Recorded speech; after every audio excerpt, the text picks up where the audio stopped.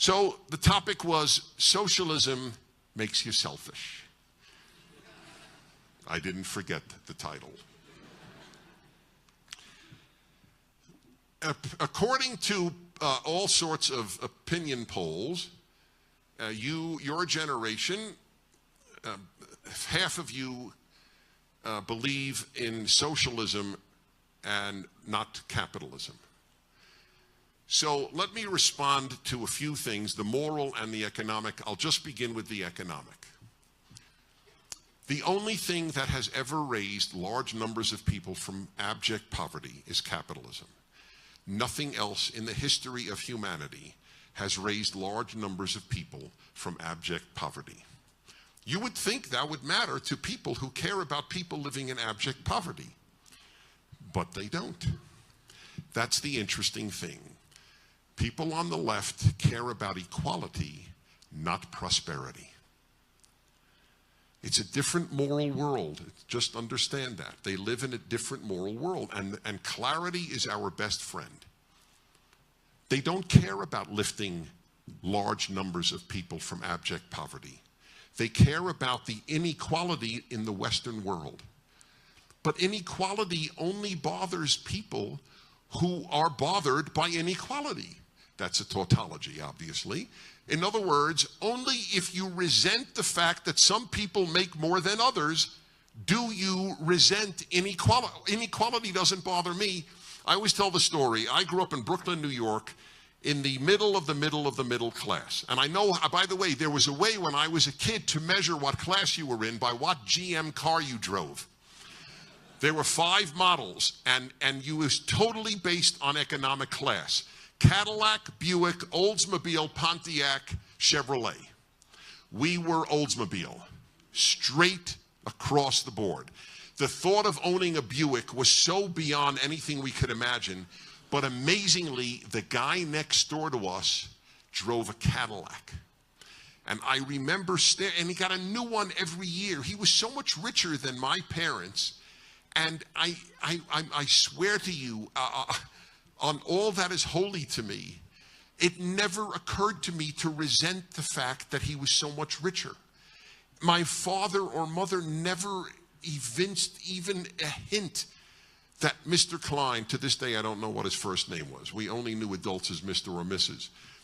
I knew he's Mr. Klein. Mr. Klein got a new Cadillac every year. All we thought was, lucky Mr. Klein. That was it. Hooray for Mr. Klein. He got a Cadillac. But it never occurred to me that having an Olds was 2 steps down.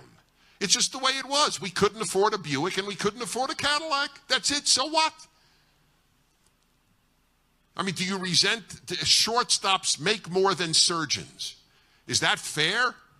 No. In some utopian world, it isn't fair because surgeons save more lives than shortstops. Okay, that's just a fact. But it doesn't matter. In a free society, shortstops will make more than teachers and surgeons and nurses and all people doing sweet and good things. That's just the way it is, and it's okay. Why would it bother me? If they make their money legally and ethically, why do I care? I don't care. They care because they covet. They resent the fact that some people have more than others. Capitalism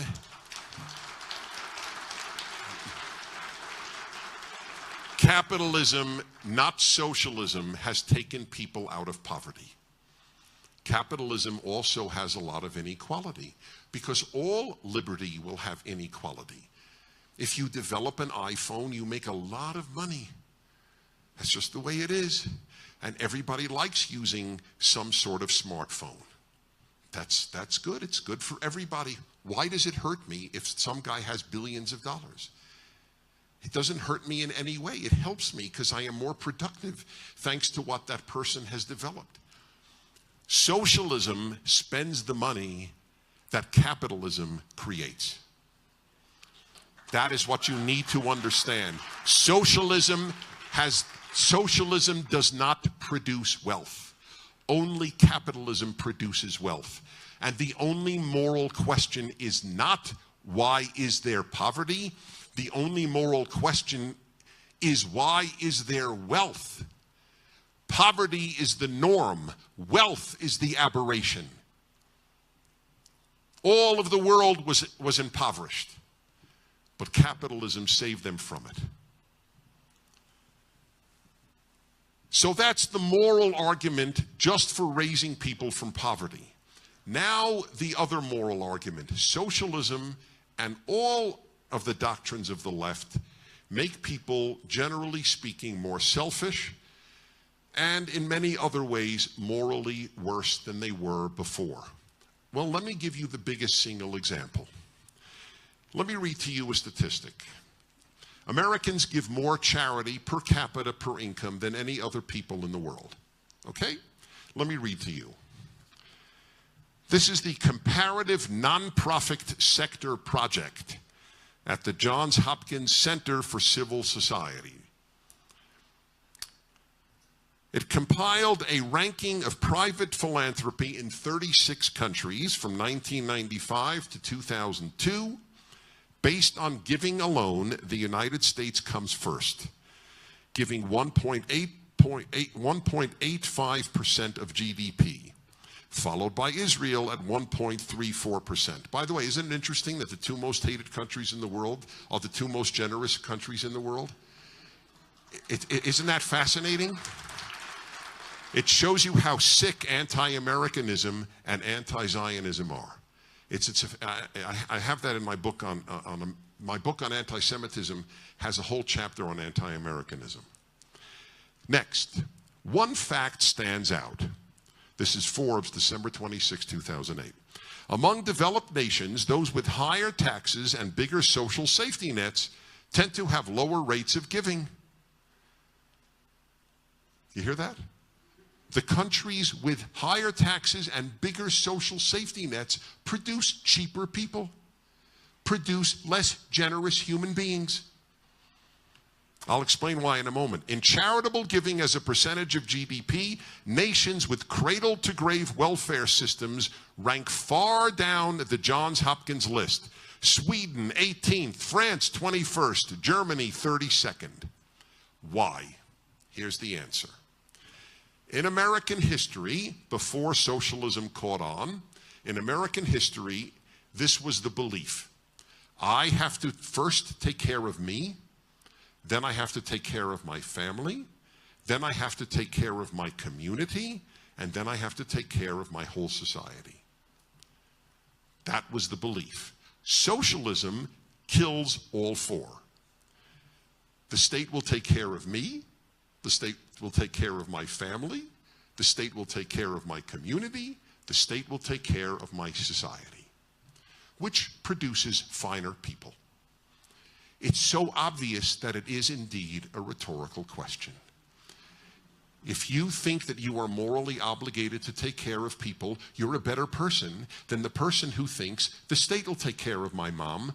Why do I have to? And that's the way they think in much of Europe and in all of these other cradle-to-grave welfare places. Indeed, I don't have to take care of me. Today, a lot of your generation, indeed, I shouldn't say your generation, 10 years older than you, still live with their parents, playing video games in the basement. Mom and dad will take care of me, and if they don't, the government will. The rich will take care of me. And this is considered a moral idea. Well, it obviously isn't. There is nothing more beautiful than taking care of yourself and taking care of your family and community. That's the way it worked. When I moved to California in 1976, I joined the Rotary Club. It was then all men. Men got together every week, and all they did was talk about all the good they could do for kids who had mental illness, kids who had physical deformities or whatever it might be. That's all they did at the meetings. Gee, what project will we engage in now to raise funds for people who need our help? That's what the Rotary Club and the Lions Club and all these other service clubs did. That's what Americans did. Read de Tocqueville on how Americans would form associations, non-governmental associations to help each other. But as government gets bigger, this is my phrase, it's on a bumper sticker, you could get it from PragerU. The bigger the government, the smaller the citizen. That's what happens. As government gets bigger, we get smaller in every possible way.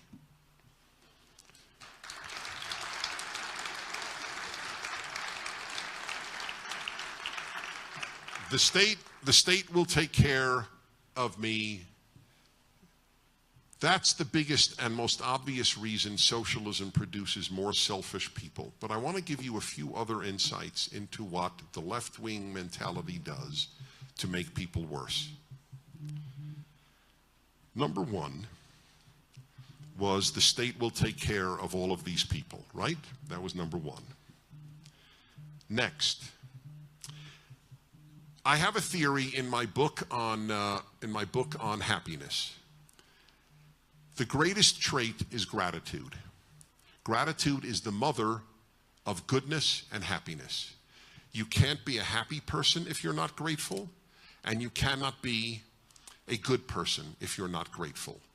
All ingrates are mean. All ingrates are unhappy. All. It's one of the rare absolutes that you can argue for the human race. Okay, so what produces ingratitude? Answer, the left. Who are the least grateful people to be living in the United States of America? People who think that America is sexist, intolerant, xenophobic, homophobic, Islamophobic, racist, and bigoted. They're clearly not grateful for living in the United States. They think they live in a cesspool. People living in a cesspool are not grateful.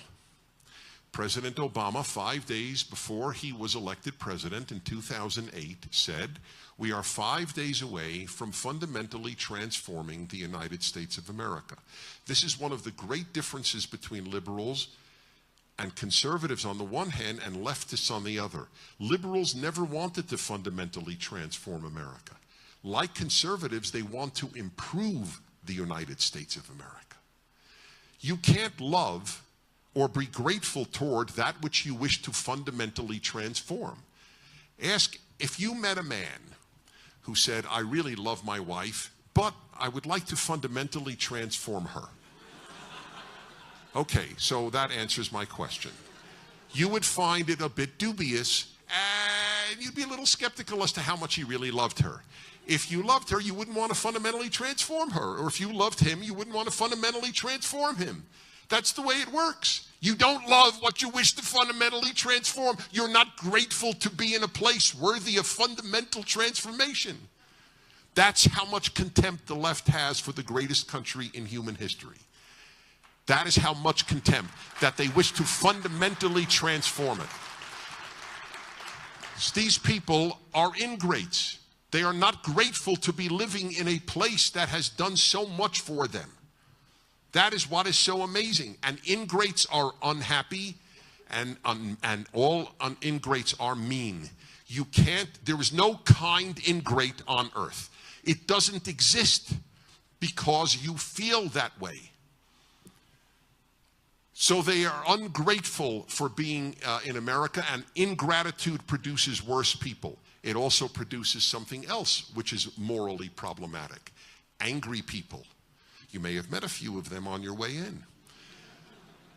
Angry people are also not kind people.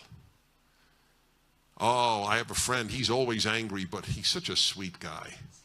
He's a joy to be around. Yeah, he's angry at everybody, and he's angry all the time, but he radiates goodness. It doesn't work. The angry and the ungrateful are not nice. They're not kind. They're not good. They're so angry, they're mean. So let me read to you from the New York Times 2 days ago. One of its columnists, a feminist. Are you ready? This is one of the great lines, and you know why I love this line? Because I agree with her. Feminism is the collective manifestation of female anger. I love when I agree with people I don't agree with.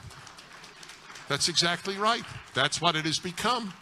So, by the way, her whole column is how it takes bravery to be angry, which is so bizarre that I can't begin to tell you how foolish that notion is. It takes bravery not to be angry in life. It is unbelievably easy to be angry. Every one of you has reason to be angry. There isn't a human in history of the world who didn't have a reason to be angry. That is the human condition. It takes bravery and it takes moral courage to conquer your anger and to become grateful. That's what religion does, and that is why Marx hated religion. It was the opiate of the masses. It taught the poor how to live in poverty without being angry. He hated religion because then they won't make revolutions. That's the source. That was my field, Marxism. I was at the Russian Institute at Columbia. I read this stuff. That is what he believed, and that is what the left believes to this day. A black who does not believe America's racist, a Hispanic that does not believe America's xenophobic, a woman who does not believe America's misogynist is a defector to the cause. There is something wrong with them. They must be shut down. They're defectors. That's the way they're viewed. A happy, grateful black, happy, grateful Hispanic, happy, grateful woman, they are the enemy of the left. They are the living refutation. This is why the left produces worse people. It just does. Do they mean to? I don't care. No, I really don't care. The older you get, the more you realize in life intentions don't matter. They judge capitalism by its intentions and socialism by its intentions, and that's why they prefer socialism. Socialism doesn't work. Capitalism raised people out of poverty. Capitalism makes people care for other people, but they prefer it because capitalism is rooted in greed. Because we all know that greed is abolished as soon as you have socialism. People who are in power in socialist regimes are no longer greedy. See, look at the leaders of Venezuela. No greed. Stalin was not greedy at all. It's mind-boggling. It's just mind-boggling. It is an upside-down world in which we're living. And no place more than most universities. And by the way, speaking about universities, may I as well add my words of admiration and thanks to the president of your university.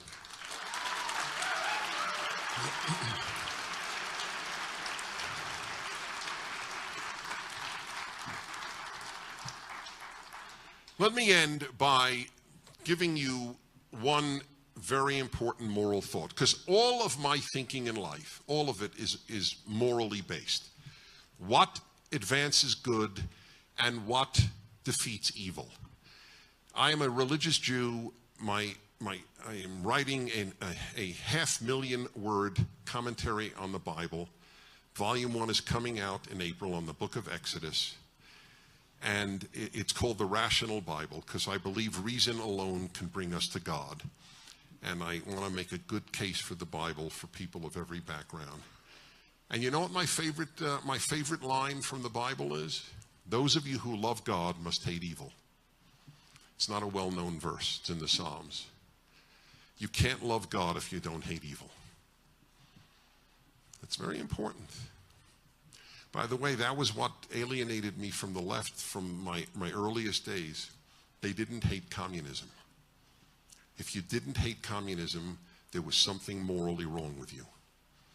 100 million people were killed by communism in the 20th century. You were supposed to hate communism and Nazism. If you only hated one, then you didn't hate evil.